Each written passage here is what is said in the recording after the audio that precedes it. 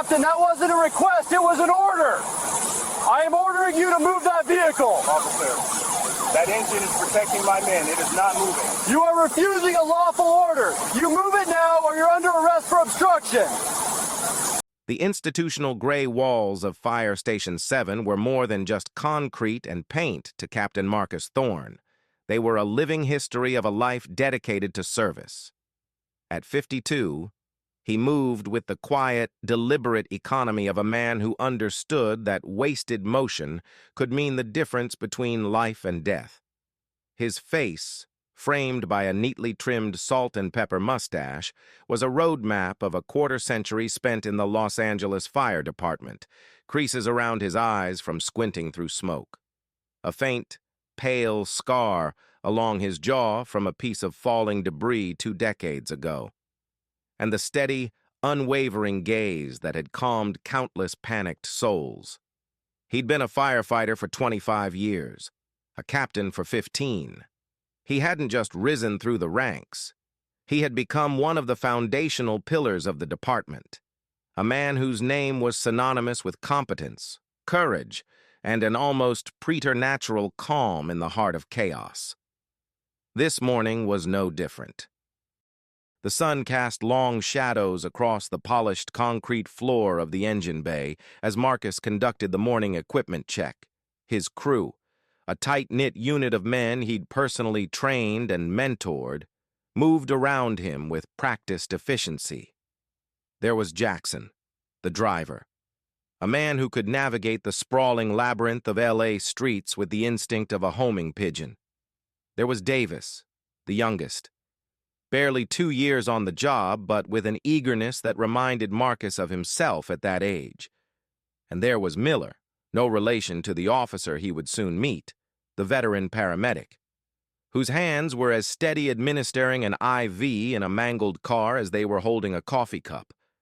Marcus ran a gloved hand over the brass fittings of a hose connection, his touch both a tactile inspection and a silent communion with the tools of his trade. He believed that the work didn't start when the alarm bell rang. It started here, in the quiet moments of preparation. It was in the meticulous checking of every valve, the precise folding of every hose, the daily verification that every piece of equipment was not just present, but perfect. Complacency was the silent killer in their line of work, and Marcus Thorne did not tolerate it, in himself or in his men. He'd earned 2 medals of valor, one for pulling a child from a collapsed apartment building after the Northridge earthquake, the other for rescuing 2 of his own men when a warehouse roof gave way during a 5-alarm blaze. He didn't display the medals. The knowledge that he had done his duty was honor enough. He commanded respect not through tirades or intimidation, but through an unshakable standard he set for himself first. "Captain!" Jackson called out, his voice echoing slightly in the cavernous bay. "Dispatch just put out a multi-vehicle on the 110 northbound, just past the stadium. Sounds like a bad one. They're reporting entrapment and a vehicle fire." Marcus felt the familiar, controlled surge of adrenaline. It wasn't a rush of excitement, but a profound focusing of his senses, a mental shift that sharpened his thoughts and filtered out all distraction. "All right, boys, let's roll," he said, his voice calm, betraying none of the grim possibilities the call implied. He slid into the captain's seat of Engine 7, the worn leather of familiar comfort. As Jackson fired up the powerful diesel engine, the station came alive with the sound that defined their lives, the rising wail of the siren. Marcus pulled the headset over his ears, listening to the clipped professional voice of the dispatcher updating the call, reporting a minivan pinned against the center divider by a semi-truck. Multiple witnesses confirm active fire in the engine compartment. Police and additional rescue units are en route. He keyed the mic. "Engine 7 to dispatch. We are 1097. What's the best access point with the freeway shut down?" The reply came instantly, directing them to a specific on-ramp against traffic. Marcus relayed the information to Jackson, his mind already working several steps ahead. visualizing the scene, running through protocols, and anticipating the needs of his crew and the unknown victims waiting for them. He was a chess master whose board was a chaotic, burning stretch of concrete, and his pieces were the men and equipment he trusted with his life. Every call was different. Every fire a unique and malevolent beast. But the principles never changed. Protect your crew, create a safe working environment, and get the victims out. That was the job. And for 25 years, Marcus Thorne had done it better than almost anyone. As Engine 7 roared onto the freeway, its lights painting the morning sky in strobing flashes of red and white, he had no reason to believe this call would be anything other than another test of his skill, his training, and his courage. He had no idea it would become a test of his fundamental rights as a citizen. The scene that greeted them on the Chi 110 was a tableau of twisted metal and rising black smoke, a violent punctuation mark on an otherwise ordinary Tuesday morning. Traffic was a congealed mess for miles, a river of motionless vehicles whose drivers were now standing outside, their faces a mixture of morbid curiosity and shock. Jackson skillfully maneuvered the massive fire engine against the flow of blocked traffic, bringing the truck to a halt at a 45-degree angle about 50 feet behind the crash. It was a textbook maneuver, a strategic placement known as a fend-off position. The engine now served as a massive 30-ton shield, protecting the entire rescue scene from any potential D-drivers, distracted, drunk, or drowsy, who might somehow breach the initial traffic break and plow into the wreck.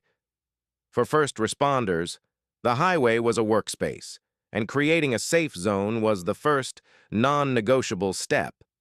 Marcus was out of the truck before it had fully settled, his eyes scanning the scene, absorbing every critical detail in a single, sweeping glance. The dispatcher's report hadn't done it justice. A semi-truck had jackknifed, its trailer blocking 2 lanes. Its cab had slammed into a blue minivan, crushing the driver's side and pinning it violently against the concrete center divider. The front of the minivan was engulfed in angry orange flames, fed by gasoline and oil, and thick, acrid smoke was pouring from under the crumpled hood. Marcus could see silhouettes inside, a driver, a passenger, and what looked like 2 smaller figures in the back, a family.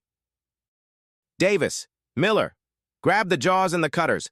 Jackson, get a 1 3/4-inch line charged and start hitting that engine compartment now. Marcus's commands were sharp, clear, and immediate. Cutting through the din of sirens and the crackle of the fire, his men moved with the synchronized grace of a team that had drilled for this exact scenario hundreds of times. Jackson pulled the thick hose and advanced on the fire, laying down a blanket of suppressive foam. Davis and Miller, laden with heavy hydraulic rescue tools, were right behind Marcus as he approached the passenger side of the minivan. The heat was intense, a physical force that pushed against them. Marcus peered through the shattered passenger window. A woman in the passenger seat was conscious, her face a mask of terror, in the driver's seat. A man was slumped against the steering wheel, his head bleeding. In the back, 2 young children, a boy and a girl no older than 10, were crying, strapped into their car seats. The flames were spreading, licking along the firewall that separated the engine from the passenger cabin. They didn't have minutes. They had seconds. "Ma'am, my name is Captain Thorne with the LAFD. We're going to get you out of there," Marcus said, his voice loud and clear, projecting an aura of absolute control. "I need you to stay as calm as you can." He turned to his men. "The passenger side is our access point. Miller, pop this door. Davis, get ready to cut the B-pillar. We'll take them all out this side." The hydraulic spreader, the jaws of life, whined to life, its powerful metal arms biting into the seam of the crumpled door. Metal shrieked in protest as Miller pried the door open. creating a gap. Davis then moved in with the cutter, a massive pair of shears that sliced through the steel door pillar as if it were cardboard. The entire side of the vehicle was now open. "Miller, you and I will take the kids first. Davis, assess the adults," Marcus directed. He leaned into the wreck, the heat scorching his cheeks even through his protective gear. "Hey there, champ," he said to the little boy, who was staring at him with wide, terrified eyes. "We're gonna go for a little ride." He worked quickly, his gloved fingers finding the release buckle on the car seat harness.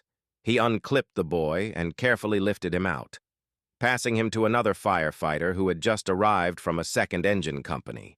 He repeated the process with the girl, his movements sure and gentle. One by one, the family was being extricated from the burning tomb. The mother was next, conscious but in shock. Finally, they turned their attention to the driver. He was unconscious, pinned by the steering column. "Davis, we need the hydraulic ram. We have to push this dash off him," Marcus commanded. It was the most delicate and dangerous part of the rescue. The clock was ticking. The fire was growing more intense. Fighting against the stream of foam, Jackson was relentlessly pouring onto it. This was the moment of maximum vulnerability, the critical juncture where their training, their tools, and their courage all converged. They were completely exposed, shielded only by the massive bulk of Engine 7 behind them. It was at this precise, critical moment that Officer Kyle Miller arrived on the scene. Miller was 32 years old, with 7 years on the force with the LAPD. He carried himself with the stiff-backed posture of a man who believed his uniform was a suit of armor and his badge a royal seal. He'd joined the force with a rigid black-and-white view of the world, one where rules were absolute and authority was to be respected without question. In his mind, chaos was a problem to be solved through control, and control was established by ensuring immediate, unquestioning compliance. He saw the world not as a complex web of human interactions, but as a series of situations to be managed. As he pulled his patrol car to a stop and got out, his first assessment of the scene was not of the human tragedy unfolding, but of the logistical problem it presented. He saw a massive traffic jam. He saw blocked lanes. He saw a fire engine parked at an angle that, to his eyes, was inefficiently disrupting the flow. He didn't see the invisible shield it created. He didn't see the firefighters working in the precarious space between a burning vehicle and 60-mile-per-hour traffic. He saw a problem of order, and his job was to restore it. His focus was on clearing the freeway, on getting the inanimate river of steel and rubber moving again. The fire, the rescue. Those were the fire department's problems. The traffic was his. He strode toward the scene with a purposeful gait, his hand resting on his duty belt. He bypassed the junior firefighters and paramedics, his eyes seeking out the person in charge. He saw Marcus, half inside the mangled minivan, coordinating the effort to free the unconscious driver. The tension of the rescue was palpable. The groaning of stressed metal, the hiss of the fire hose, the shouted commands of the firefighters. It was a symphony of controlled desperation. Miller, however, remained deaf to the music of the emergency. He approached one of the younger firefighters from the second engine. "Who's the officer in charge here?" he asked, his tone clipped and impatient. The firefighter, his face streaked with soot, pointed a gloved thumb toward Marcus. "Captain Thorne, we've got a pinned victim, and the fire is spreading to the passenger compartment." Miller barely registered the information about the victim. His eyes were fixed on Engine 7. Why is his engine blocking 2 lanes? He could pull it forward 30 feet and open up a lane. He wasn't asking for information. He was rendering a judgment. He didn't understand that moving the engine forward would eliminate the fend-off angle, exposing the entire rescue operation. To him, it was just a poorly parked truck. He walked past the controlled chaos, his black boots crunching on shattered glass, and stopped just behind where Marcus was working. He didn't offer assistance. He didn't inquire about the status of the victims. He waited for a moment, his impatience growing with every second that passed. The scene, in his estimation, was disorganized. The firefighters were too focused on the car, not the larger problem of the blocked freeway. He believed he was there to inject a dose of command and control, to bring a broader perspective to what he saw as the tunnel vision of the fire crew. He saw himself not as a collaborator in a multi-agency response, but as the ultimate authority figure whose job was to bring order to the specialists.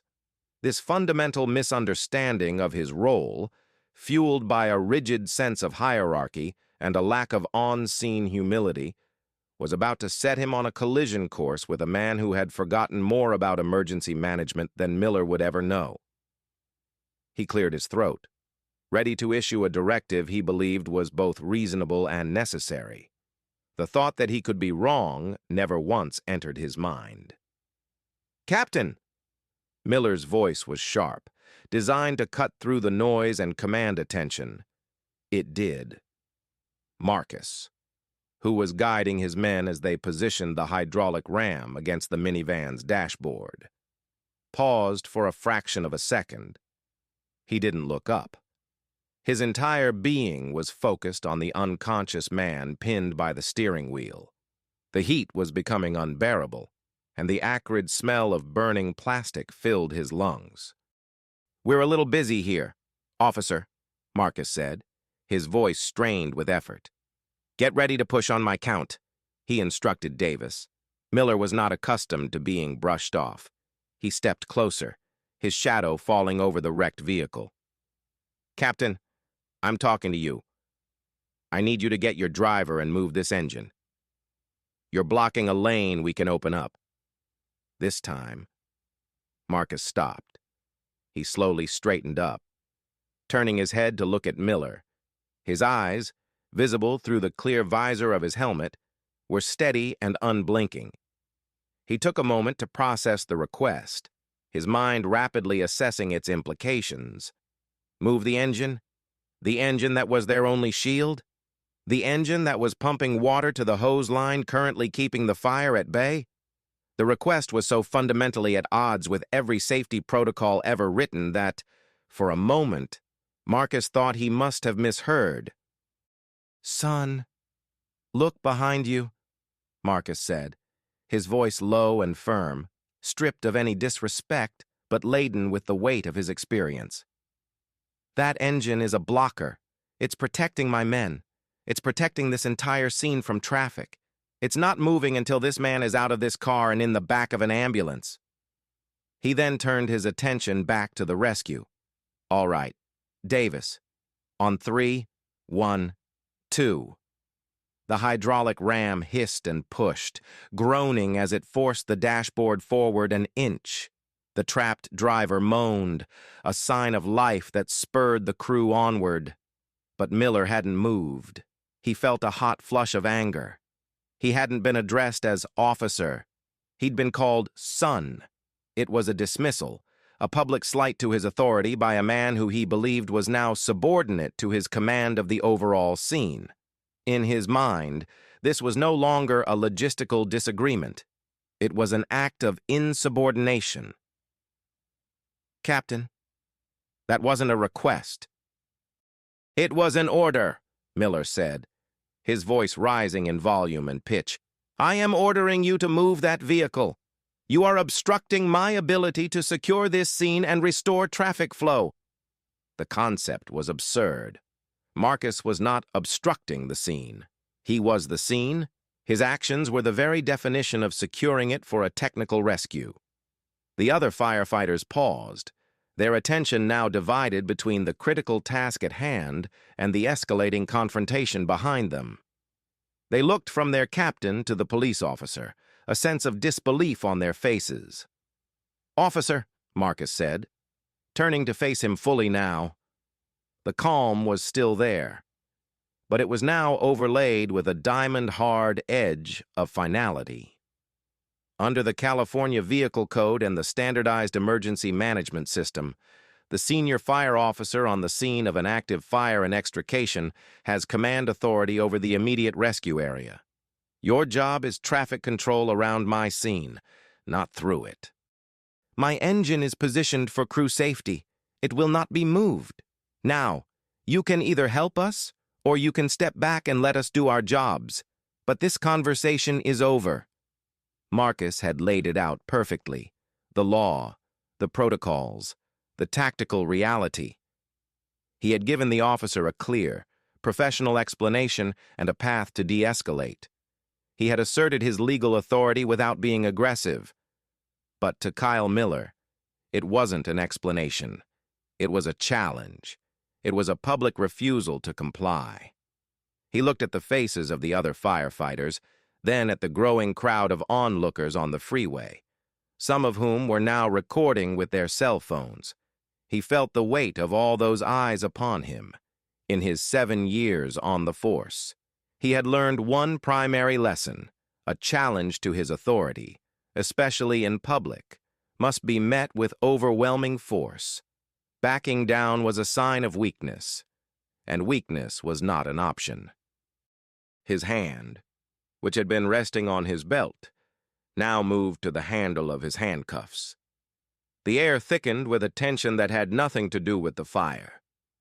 The roar of the flames and the hiss of the water seemed to fade into the background, replaced by the charged silence between the two men. Marcus saw the shift in Officer Miller's posture, the hardening of his jaw, the way his eyes narrowed. He recognized the look. It was the look of a man whose ego had taken the driver's seat, pushing training, reason, and common sense into the back. It was a dangerous look, and Marcus had seen it before in bar fights and domestic disputes, but rarely from a fellow first responder in the middle of a life-and-death operation. "Are you refusing a lawful order, Captain?" Miller's voice was dangerously quiet now, a stark contrast to his earlier shouting. He had taken a half-step forward, closing the distance, turning a professional disagreement into a personal confrontation. "I am following established safety protocols to protect my crew and the civilians we are rescuing," Marcus stated, his tone even. "What you are ordering me to do is unlawful because it recklessly endangers the lives of everyone here. So, yes, I am refusing your unlawful order." He made a point to emphasize the word unlawful, framing his refusal not as defiance, but as an adherence to a higher duty of care. He was giving Miller one last chance to understand the stakes, to see beyond his own bruised authority. But Miller was beyond reason. He interpreted Marcus's calm, legalistic response as mockery. He saw a man hiding behind jargon to defy him.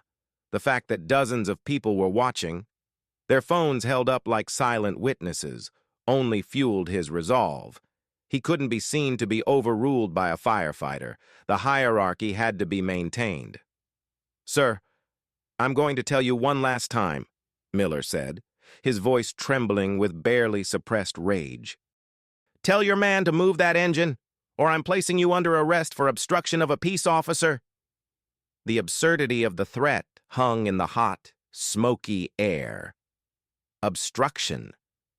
Marcus was actively commanding a complex rescue operation, the very reason they were all there. The fire was now licking at the A-pillar of the minivan, dangerously close to the trapped driver. Time was gone. "Go ahead," Marcus said, his voice flat.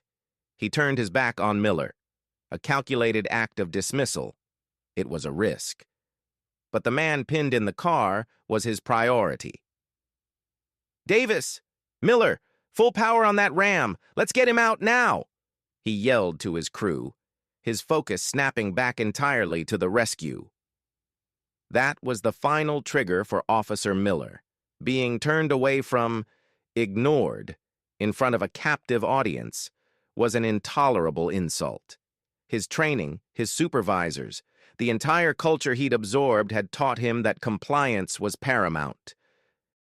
He saw Marcus's return to the rescue not as a firefighter doing his duty, but as a suspect actively resisting his authority.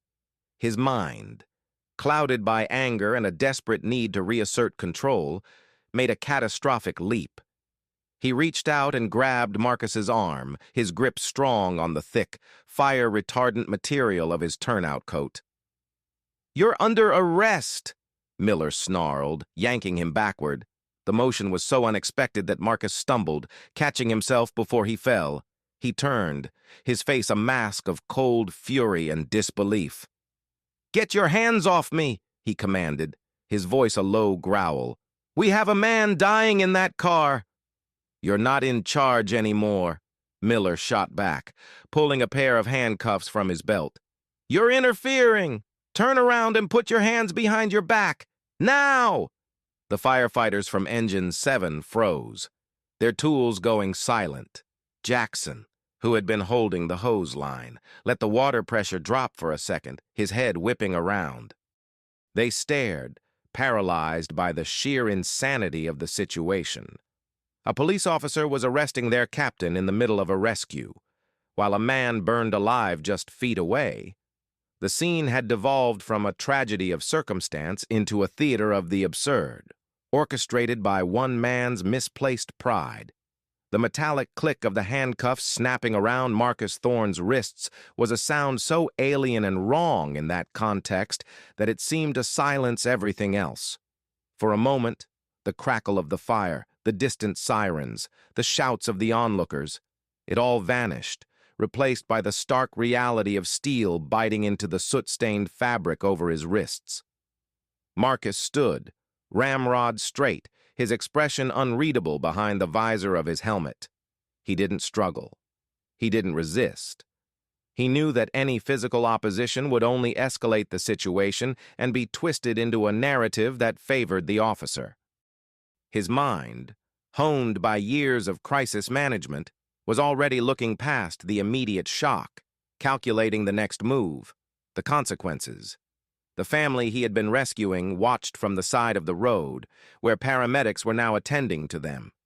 The mother, her face streaked with tears and dirt, looked on with an expression of pure, uncomprehending horror.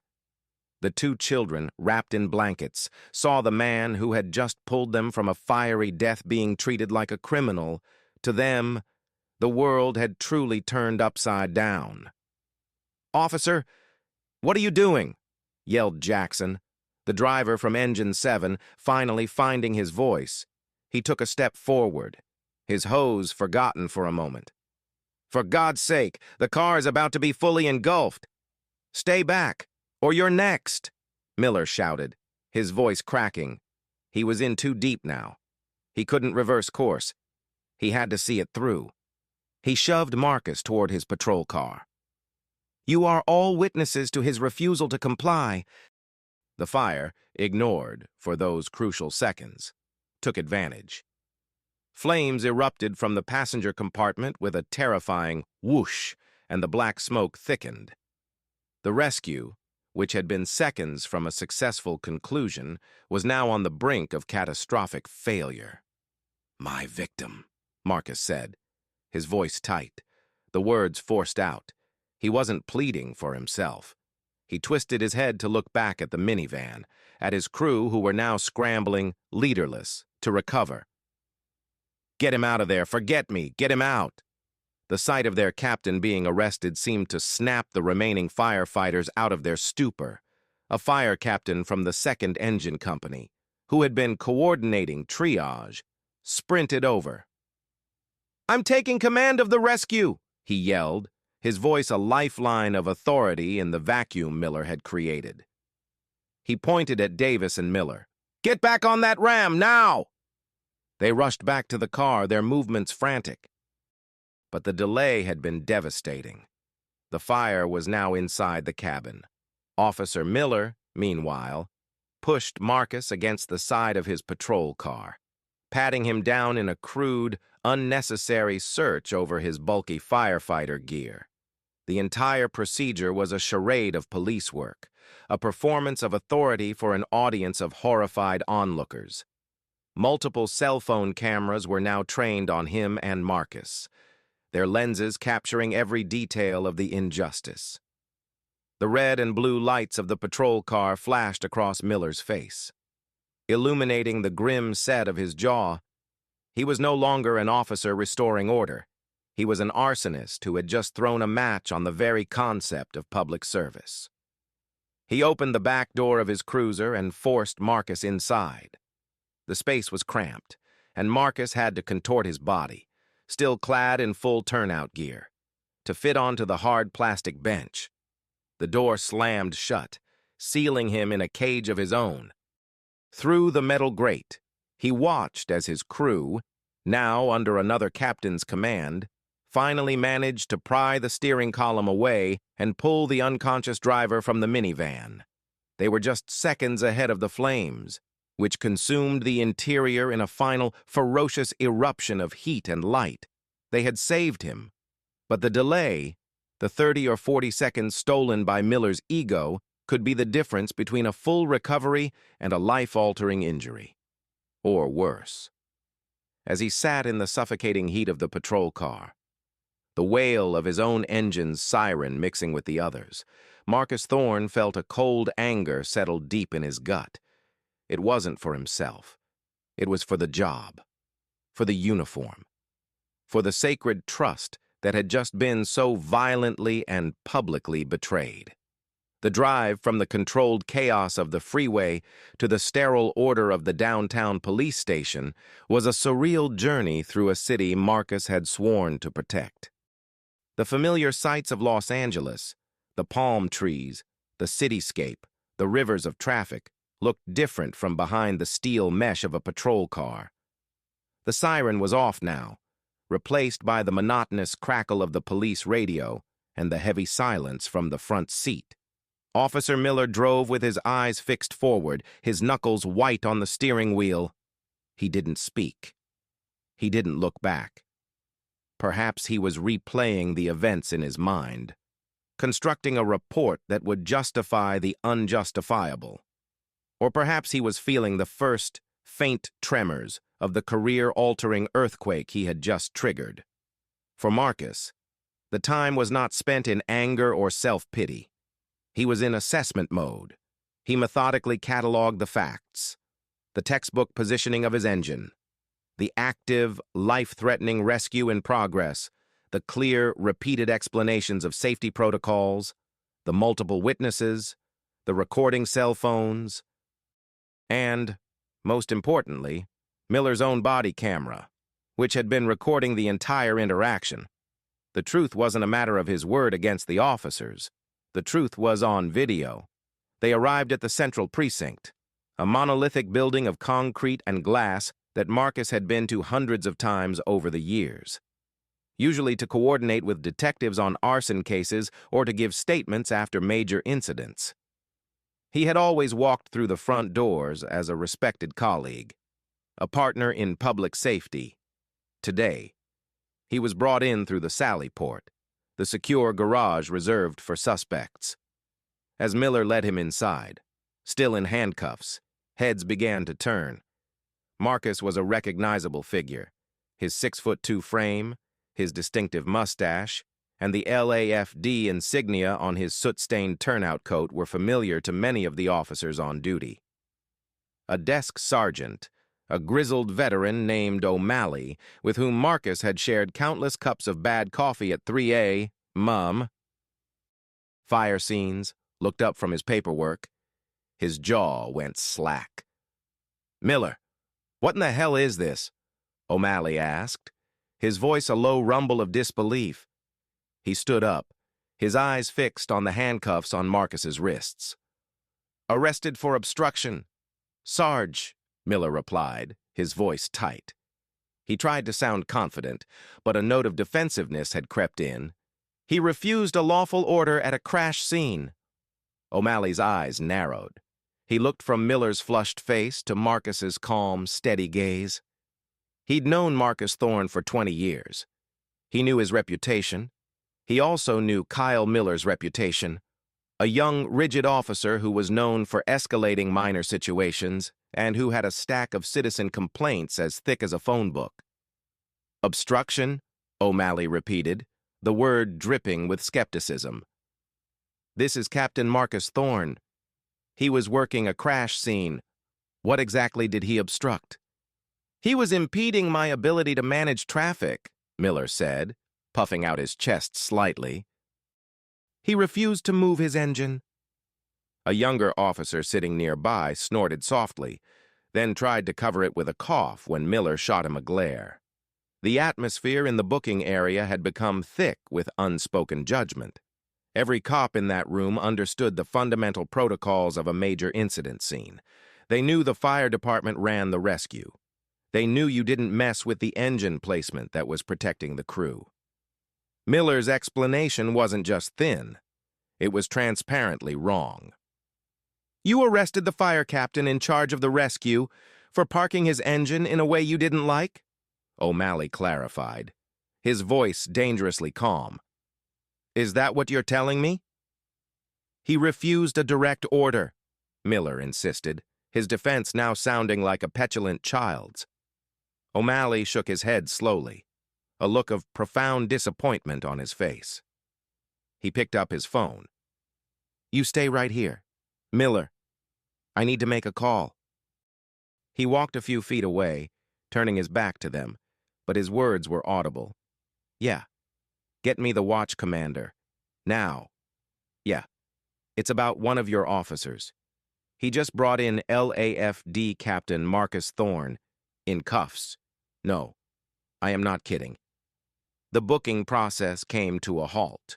The other officers in the room suddenly found reasons to be busy elsewhere, not wanting to be associated with the rapidly unfolding disaster.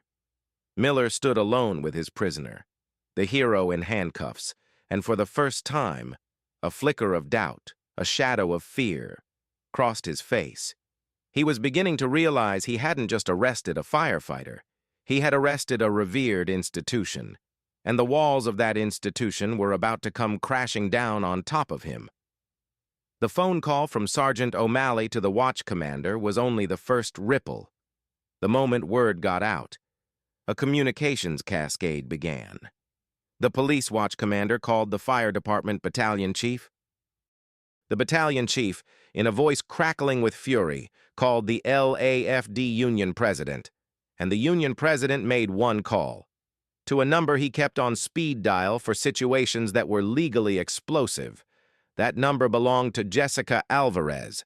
Alvarez was a force of nature packed into a sharp 5'4" frame.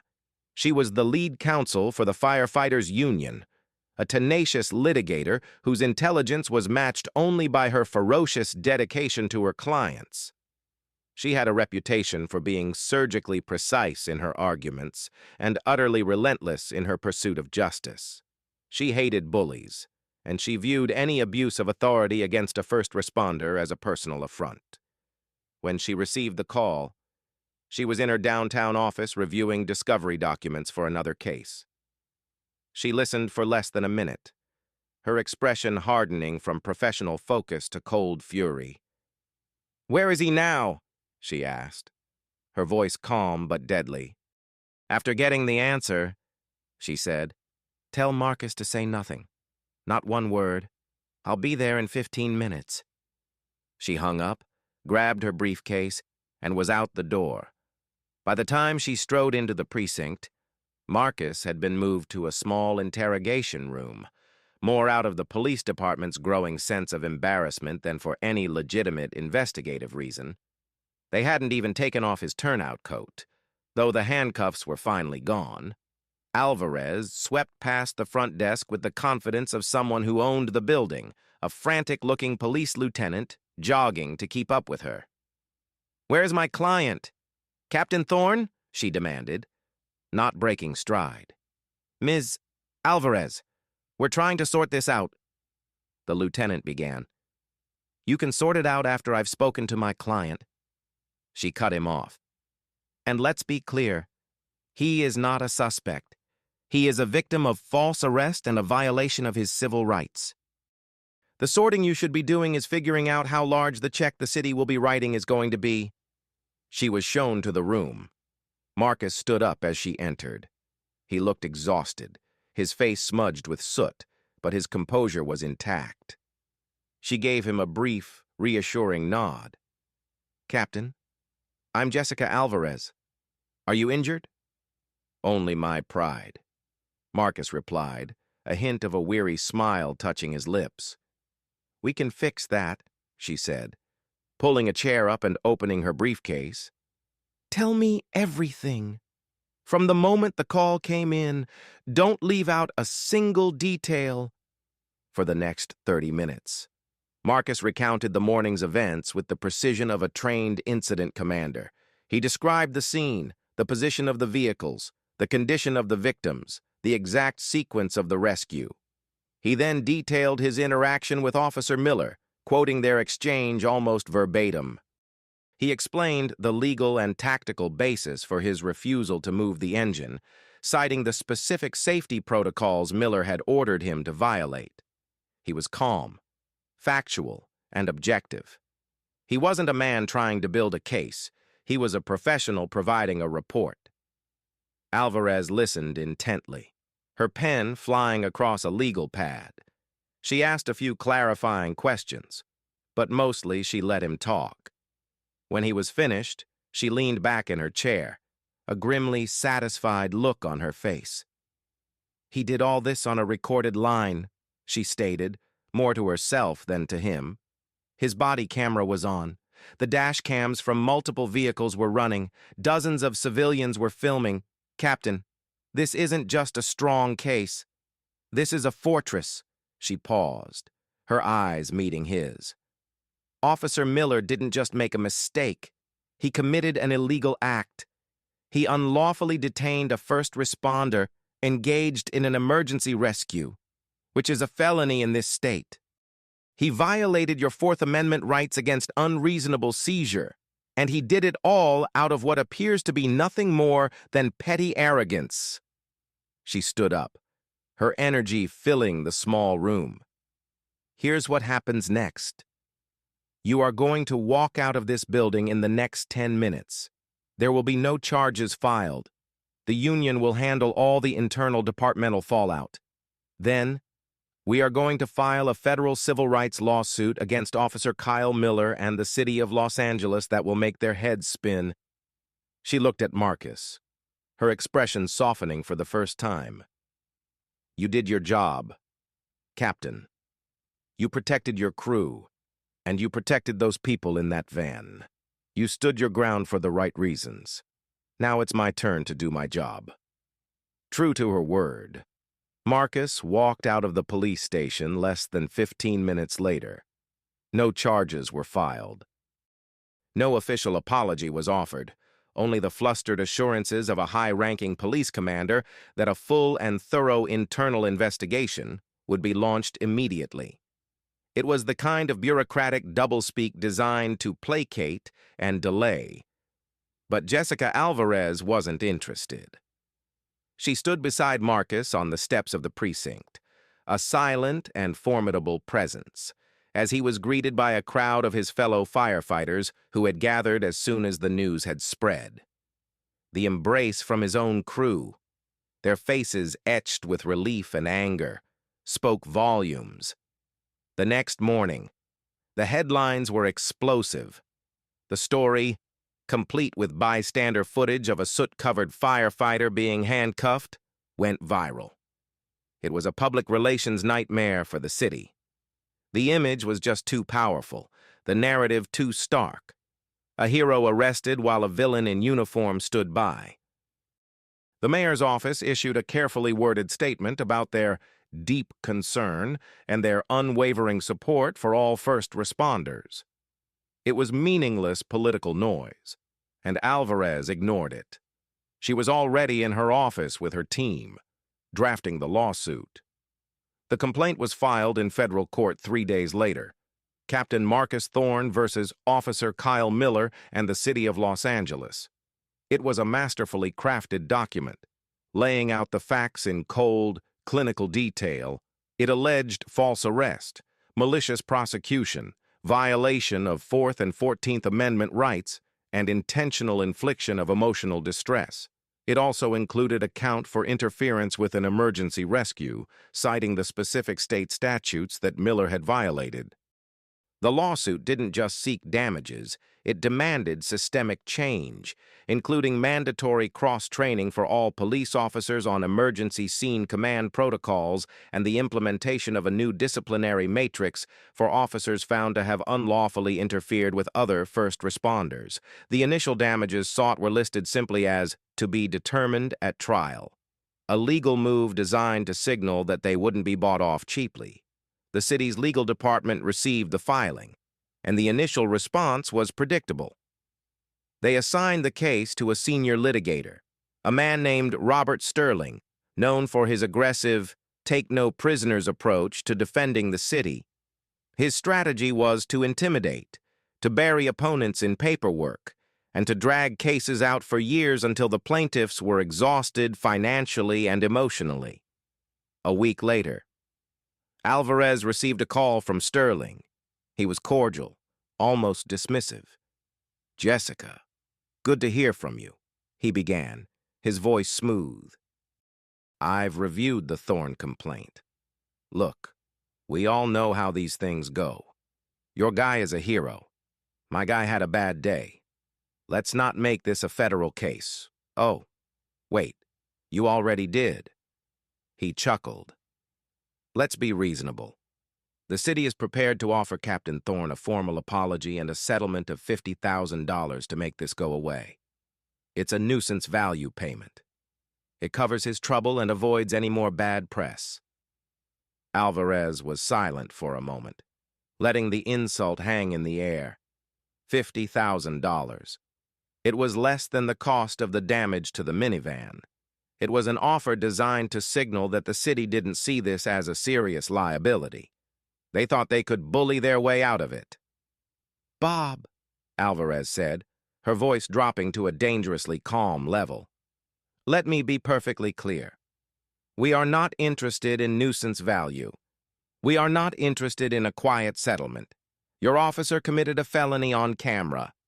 He endangered the lives of my client, his crew, and a family of civilians. He disgraced his badge and your city. The $50,000 offer is not just rejected. It is offensive. And I want you to know that I'm taking it as a personal motivation," she continued, her voice gaining intensity. "We will not be settling. We are going to discovery. We are going to depose your officer. We're going to get every complaint ever filed against him. We are going to get the body camera footage, the dash cam footage, and every second of bystander video. We're going to put your training protocols on trial, and then we're going to go into a federal courtroom and let a jury of citizens decide what a hero's integrity is worth when it's violated by a thug with a badge. So you can take your $50,000, and I'll see you at the preliminary hearing." She hung up the phone without waiting for a response. The battle lines hadn't just been drawn, she had just set them on fire. The discovery phase of a lawsuit is where the real war is fought. Far from the dramatic confines of a courtroom, it's a painstaking, often tedious process of exchanging evidence. A legal excavation designed to unearth every fact document and recording relevant to the case. For Jessica Alvarez, this was her element. She and her team unleashed a barrage of subpoenas and requests for production that descended upon the city's legal department like a swarm of locusts. They demanded everything. Officer Kyle Miller's complete personnel file, from his academy application to his most recent performance review, every commendation, every disciplinary action, and, most importantly, every single citizen complaint filed against him during his 7-year career. They subpoenaed the LAPD's training manuals, specifically the sections dealing with multi-agency response, incident command systems, and emergency vehicle operations. They requested all dispatch logs, audio recordings of radio traffic from the incident, and the maintenance records for Engine 7 to prove it was functioning perfectly. The city's initial response was to stonewall. They produced heavily redacted documents. claimed certain files were privileged, and filed motions to quash subpoenas. Arguing they were overly broad and burdensome, it was a standard tactic of attrition, designed to frustrate and delay. But they had severely underestimated Jessica Alvarez. She met every motion to quash with a counter-motion to compel, every redacted page with a demand for an unredacted version to be reviewed by the judge in camera. Her arguments in front of the federal magistrate were sharp, logical, and relentless. Your Honor, she argued in one hearing, the city claims Officer Miller's history of citizen complaints is irrelevant to this case. We argue it is the most relevant evidence. It establishes a pattern and practice of behavior. It speaks to his temperament, his judgment, and the city's knowledge of his potential for misconduct.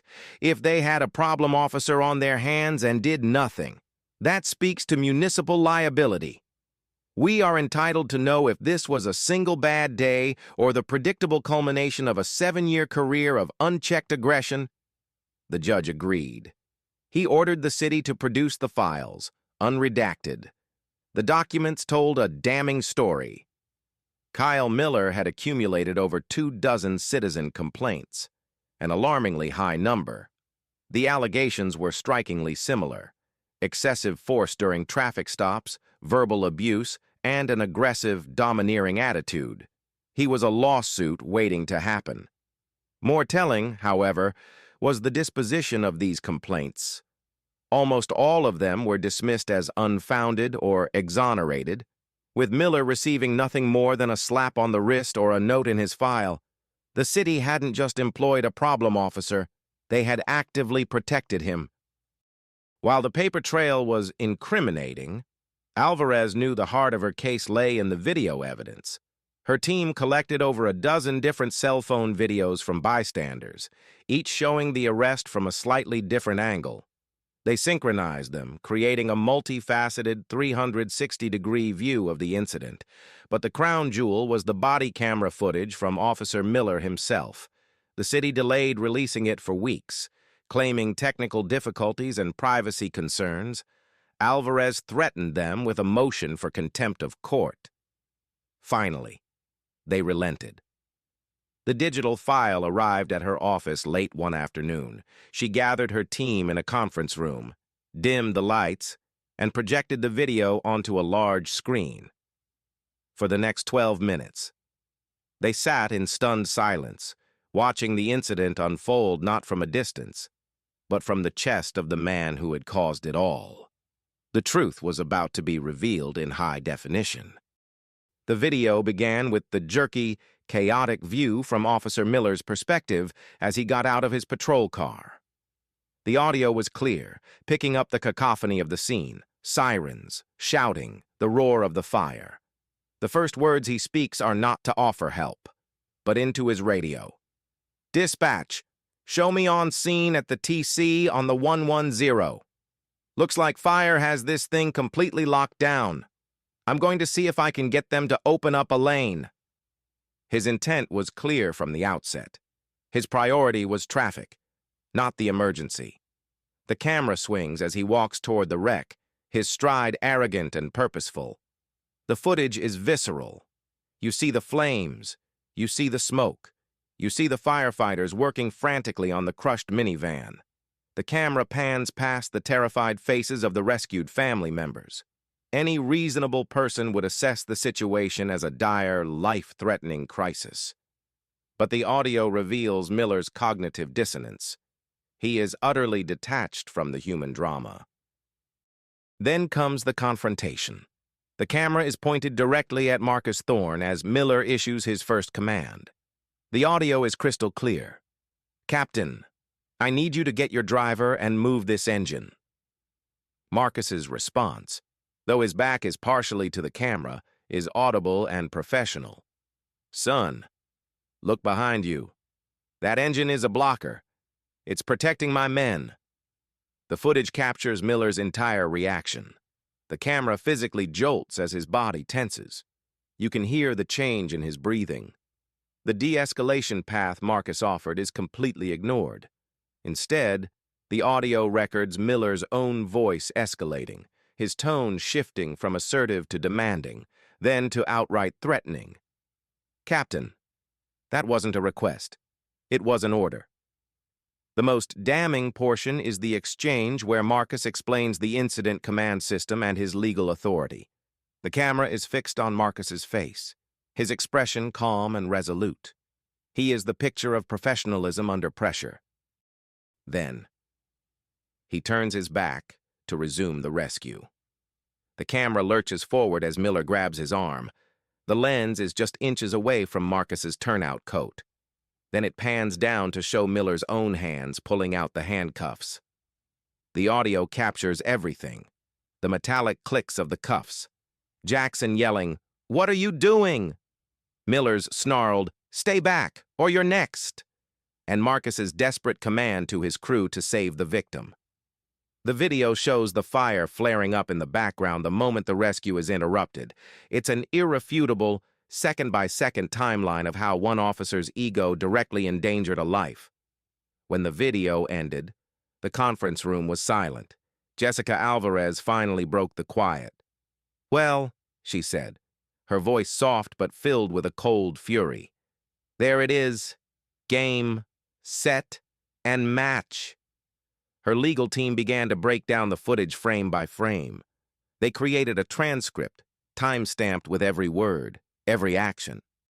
The video didn't just support their case, it was their case. It showed a competent, heroic fire captain being unlawfully arrested in the middle of a rescue by an officer who was demonstrably ignorant of basic emergency protocols and who acted not out of a concern for public safety, but out of personal pique. The camera, which Miller was required to wear for his own protection and for transparency, had become his accuser, his judge, and what would ultimately be his executioner. It had captured the objective, unvarnished truth, and the truth was going to cost the city millions.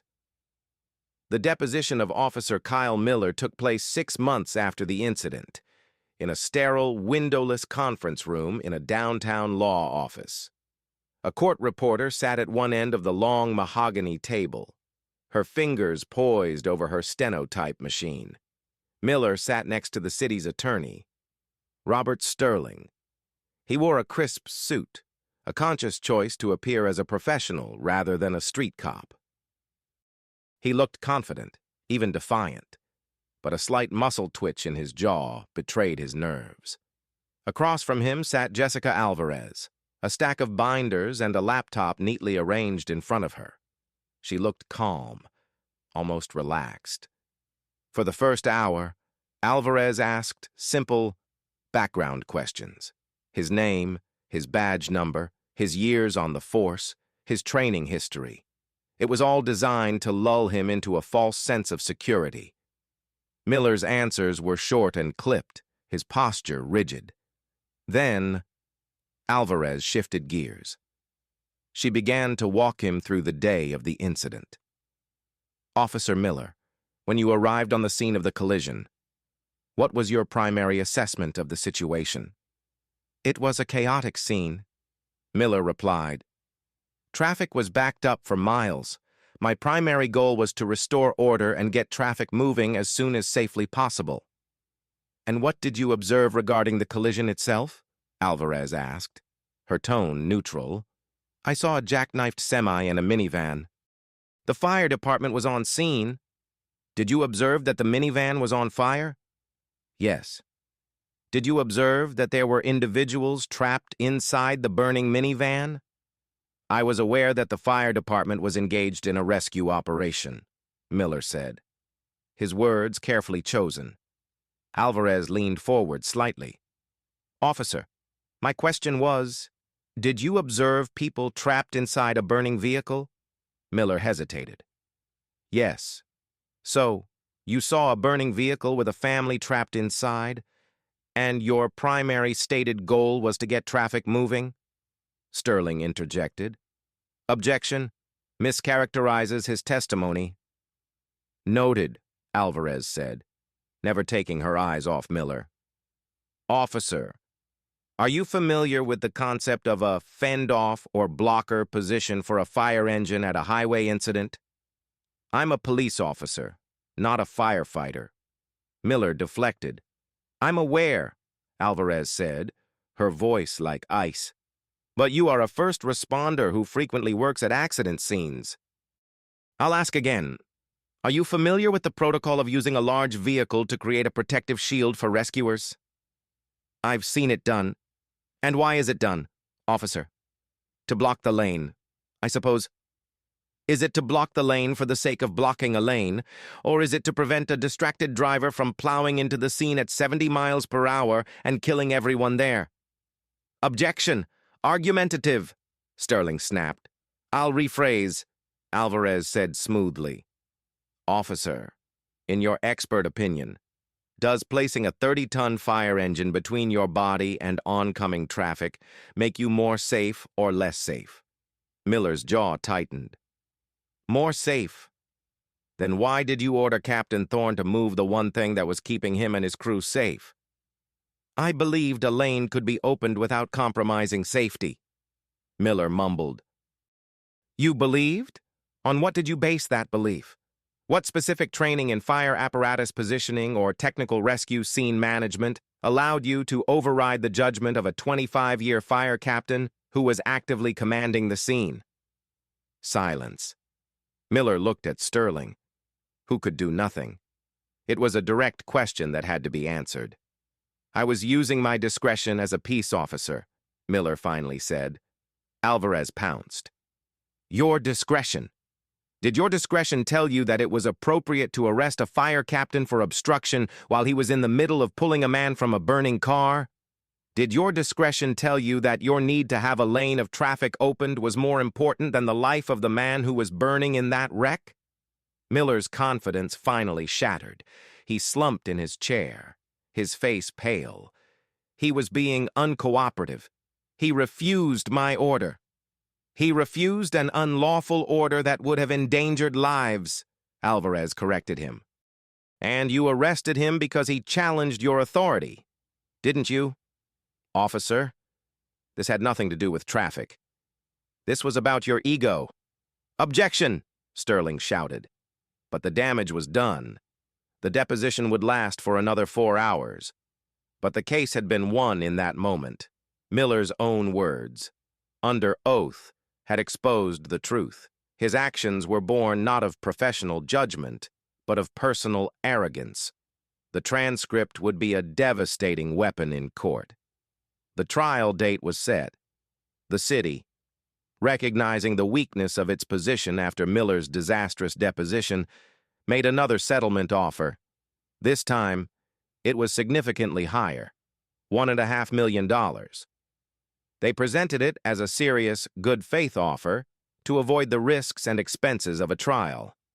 Jessica Alvarez took the offer to Marcus. They sat in her office, the formal offer letter on the desk between them. It's a lot of money, Marcus, she said quietly. No one would blame you for taking it. A trial is always a gamble. Marcus looked out the window at the city skyline. He thought about the man he had pulled from the car, who was now in physical therapy, learning to walk again. He thought about his crew and the impossible position they had been put in. He thought about other firefighters in other cities who might one day face a similar choice. It's not about the money, Jessica, he said, turning back to her. It was never about the money. It's about the principle. If we settle, Miller stays on the force. The department issues a memo, and everyone forgets. If we go to trial and win, they can't ignore it. We force them to change. No deal. Alvarez smiled. It was the answer she had expected. The trial began on a bright Monday morning in a packed federal courtroom. Marcus sat at the plaintiff's table, wearing his immaculate LAFD dress uniform. He looked every bit the hero the jury was expecting to see. At the defense table, Kyle Miller sat in his suit, looking smaller and less imposing than he had on the day of the incident. Alvarez's opening statement was a masterclass in narrative storytelling. She didn't talk about laws or statutes. She told the story of a family trapped in a burning car and the man who was their only hope. Then she told them about the other man who showed up, a man who saw not a crisis, but an inconvenience. The trial proceeded for days. Firefighters testified about safety protocols. The rescued mother gave a gut-wrenching, tearful account of the rescue and her horror at seeing Marcus arrested. But the pivotal moment came when Alvarez called for the body camera footage to be played. A large screen was set up in the courtroom, angled so the jury, the judge, and both tables could see it clearly. Your Honor, we would like to play Plaintiff's Exhibit A, the body camera footage from Officer Miller's device. The courtroom lights were dimmed. The video began to play. The sound, amplified by the courtroom speakers, filled the room. The jury was completely captivated, leaning forward in their seats. They watched the scene unfold from Miller's point of view. They heard his words, his tone, his escalating anger. They saw Marcus's calm, professional demeanor. Alvarez kept her eyes on Kyle Miller. As the video played, she saw a change come over him. At first, he watched with a defiant expression. But as the scene of the confrontation unfolded, his jaw went slack, his face paled. It seemed that for the very first time, he was seeing the incident not through the red mist of his own anger, but as an objective observer. He watched himself grab the captain. He heard his own voice, shrill and unprofessional, shouting threats.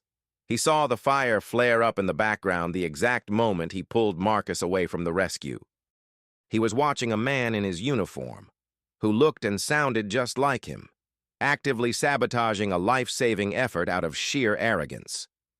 The moment the handcuffs clicked shut on the video, Miller flinched. A small, involuntary gasp escaped his lips. He sank lower in his chair, his eyes fixed on the screen, his face a mask of dawning horror. It was a moment of terrible, public self-awareness. He was not the hero of his own story. He was the villain, in the cold, objective light of the courtroom, surrounded by the silent judgment of his peers and the jury. Kyle Miller finally understood the profound and catastrophic nature of his mistake. The swagger was gone, replaced by the sickening weight of shame. He looked down at his hands, resting on the defense table, as if he couldn't bear to watch the rest of his career, his reputation, and his life implode on the screen in front of him. The final days of the trial were a formality. After the body cam footage, the city's defense was in shambles. Their attorney, Robert Sterling, put Officer Miller on the stand, a last-ditch effort to humanize him. It backfired spectacularly. Under a relentless cross-examination from Jessica Alvarez, Miller was evasive, defensive, and deeply unsympathetic. He couldn't provide a coherent justification for his actions, repeatedly falling back on the phrase, "I was using my training and discretion." "Your training, officer?" Alvarez shot back. "Show me. Show me in any LAPD training manual where it says to arrest a fire captain for prioritizing a human life over a lane of traffic. Point to the chapter that advises you to interfere with an active, time-critical rescue. You can't. Can you? Because it doesn't exist." In her closing argument, Alvarez didn't raise her voice. She spoke with a quiet, powerful intensity. She stood before the jury, holding a single still image printed from the body cam footage, the moment Marcus was being handcuffed, with the burning minivan visible over his shoulder. "This is not a picture of obstruction," she said, her voice filling the silent courtroom. "This is a picture of heroism being punished. It is a picture of duty being trampled by ego. For 25 years, Captain Marcus Thorne has run into the fires that we all run from. On that day, he did his job. He followed his training. He upheld his oath. And for that, he was treated like a criminal. Your verdict in this case will do more than compensate a good man for the injustice he suffered. It will send a message to every first responder that the law will protect them when they do their duty.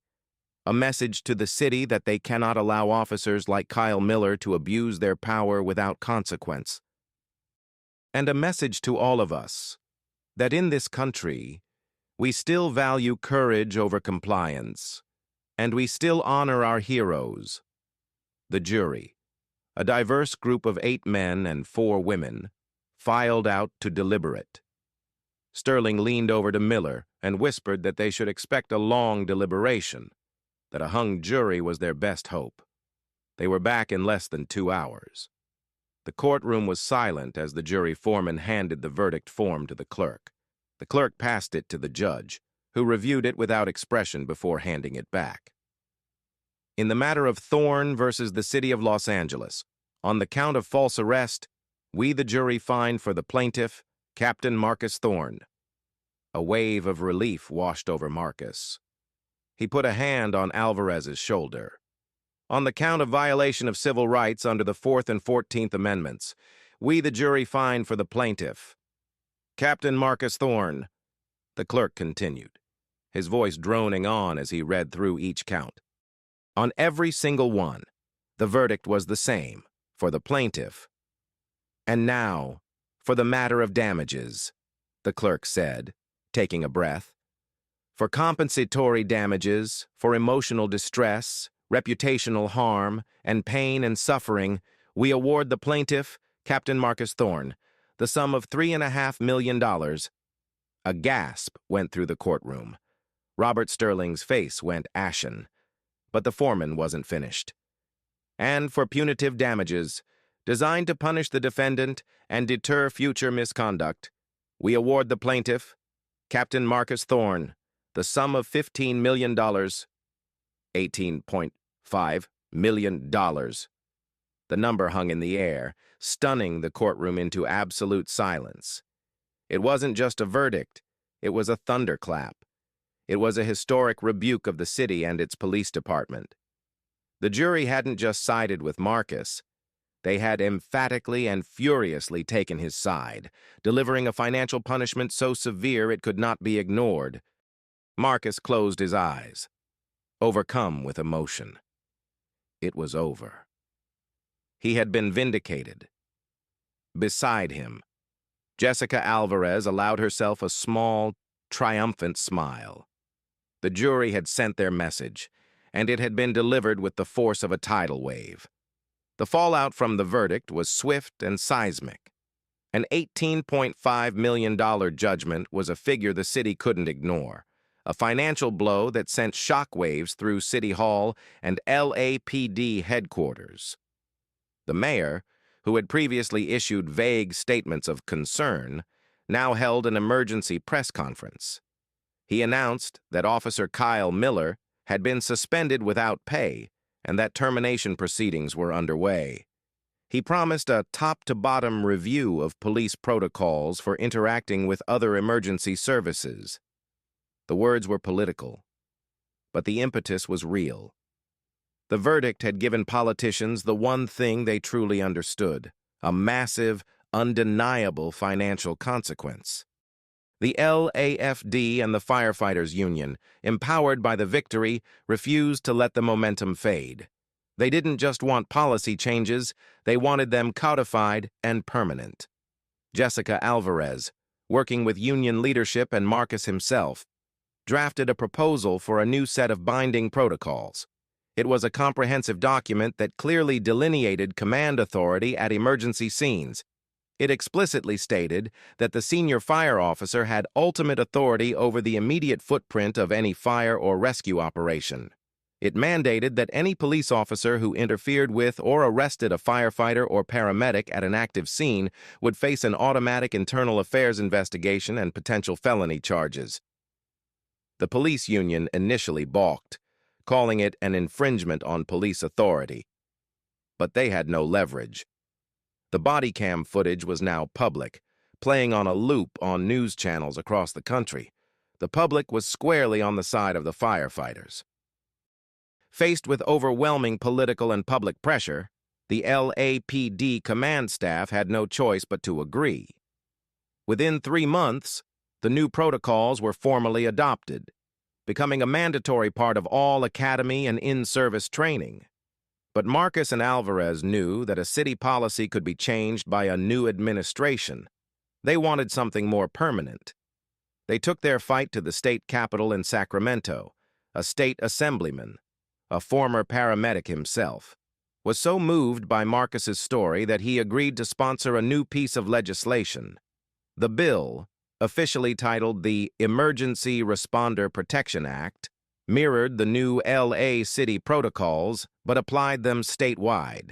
It created a legal shield for all certified first responders, firefighters, EMTs, and paramedics, making it a specific criminal offense for any person, including a peace officer, to willfully obstruct or interfere with their life-saving duties. Marcus, at first reluctantly, became the face of the bill. He testified before legislative committees, not in his dress uniform, but in a simple suit. He didn't speak with anger. He spoke with the quiet authority of a man who had lived the consequences of a broken system. He told his story, calmly and factually. He described the feeling of being pulled away from a dying man, the impossible choice he had been forced to make. "This bill isn't about me," he told one committee, his voice resonating with sincerity. "It's for the next firefighter, the next paramedic, who finds themselves in that position. They shouldn't have to worry about being arrested for doing their job. Their only focus should be on the patient, on the victim. That's what this law ensures. It lets us do the job you trained us to do." His testimony, combined with the powerful visual of the body cam footage, was unstoppable. The bill passed through the state assembly and Senate with overwhelming bipartisan support. 6 months after the trial, Marcus stood in the governor's office, beside Jessica Alvarez and the assemblyman who had sponsored the bill. As it was signed into law, news cameras flashed. The governor handed Marcus the ceremonial pen. Everyone in the media and in the fire service community was already calling it by its unofficial name, Thorne's Law. What began with a single, unlawful order on a stretch of asphalt had culminated in a permanent, statewide change, a legal legacy forged in the crucible of one man's integrity. Marcus Thorne never saw himself as a symbol. He was a firefighter. He went back to work at Station 7, back to the familiar rhythm of 24-hour shifts, back to the life he had chosen. The money from the settlement was placed in a trust, managed by a financial advisor. It brought security, but it didn't change him. He still drove the same pickup truck, lived in the same modest house, and found his purpose not in a bank statement, but in the wail of a siren and the gratitude in a stranger's eyes. But the world around him had changed. He was no longer just Captain Thorne, he was the Captain Thorne. At multi-agency incidents, police officers treated him with a new level of deference. Younger firefighters looked at him with a kind of awe. He had fought the battle they all feared and had won in a way no one thought possible. He used this newfound influence not for himself, but for others. Working with Jessica Alvarez and the union, he used a significant portion of the settlement to establish the First Responders Legal Defense Fund. It was a national non-profit organization dedicated to providing legal support for firefighters, paramedics, and EMTs who faced retaliation, discipline, or arrest for upholding their professional ethics and prioritizing patient care. The fund's mission was simple. No first responder should ever have to choose between their patient and their career. The fund's first case was for a paramedic in a small town in Ohio, who was being threatened with termination for refusing a police officer's demand to take a blood sample from an unconscious DUI suspect without a warrant. The fund provided her with a top-tier attorney, and the termination was rescinded. The second was for a fire crew in Florida, disciplined for blocking a road to protect an accident scene. Against the wishes of a local sheriff, the fund fought and won. Case by case, the legacy of Marcus's ordeal was spreading, creating a network of protection and validation for thousands of his colleagues across the country. The body cam video became a ubiquitous training tool. It was shown in fire academies to teach recruits how to handle interagency conflicts professionally. More importantly, it was shown in police academies across the nation, often presented by a fire captain and a police lieutenant together. It became a powerful lesson in de-escalation, humility, and the critical importance of respecting the distinct roles and expertise of fellow first responders. The footage of Kyle Miller's face as he watched himself in the courtroom became the defining image of the training, a stark warning against the dangers of unchecked ego. Marcus occasionally accepted invitations to speak at conferences, always appearing in his simple work uniform. He never spoke of his own ordeal as a victory. He spoke of it as a failure of communication, a failure of training, and a failure of one man's character. But he also spoke of the lesson it offered, that integrity is not a passive quality. It is an active choice, one that sometimes requires you to stand firm in the face of immense pressure, to say no, not for yourself, but for the person who cannot speak, the patient whose life is in your hands. He had shown that you could challenge an unlawful order and not just survive, but prevail. That doing your job correctly was the ultimate defense, and that sometimes one person's refusal to yield to a bully could build a shield for thousands who would come after.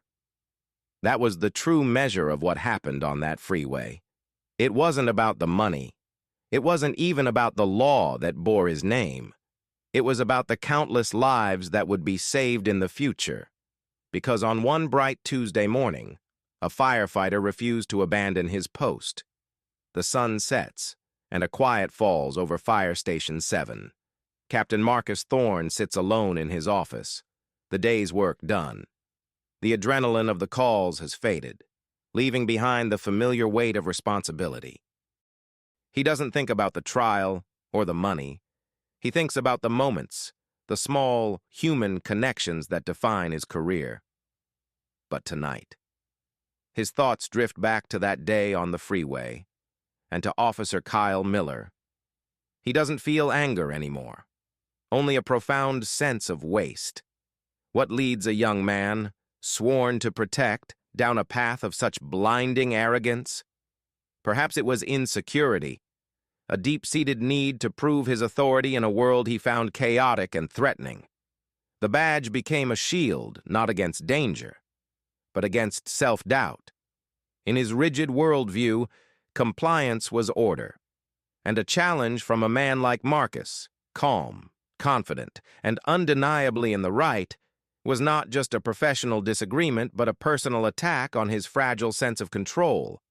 His training likely reinforced this, emphasizing officer safety and command presence above all else, without teaching the crucial lesson of humility, the wisdom to recognize when someone else is the expert in the room.